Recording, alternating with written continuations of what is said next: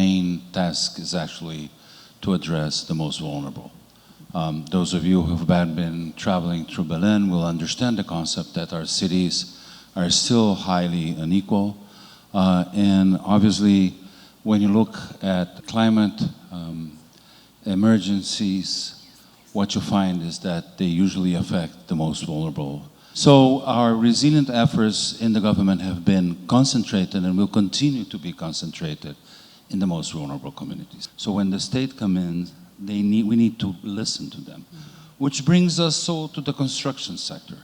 If we want to really transform our construction sector, we need to understand the self-built environment and bring the idea of sustainable construction. It's one of the main findings of the observatory report and the action plan, which is the question of asking ourselves, what are we valuing? Because that in the end determines what it is that we describe as profitability. The action plan makes that very clear.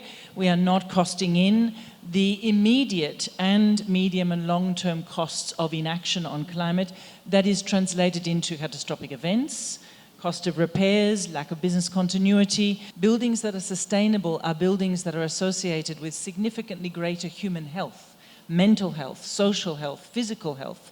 That is not really being brought into our understanding of profitability at all. So that question of what we value over time becomes important.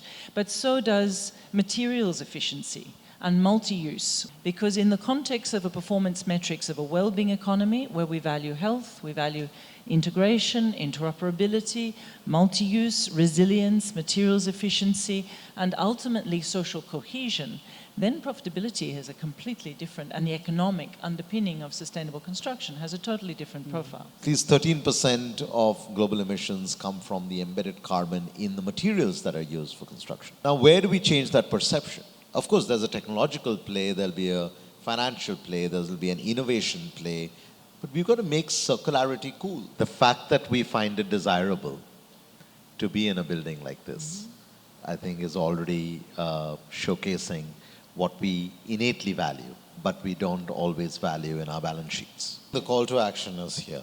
The only thing we have to do is make sure that we have some fixed timelines by which we start working on these priority actions listed here, because it's already the collective wisdom of many folks who have contributed to this here in this room and elsewhere.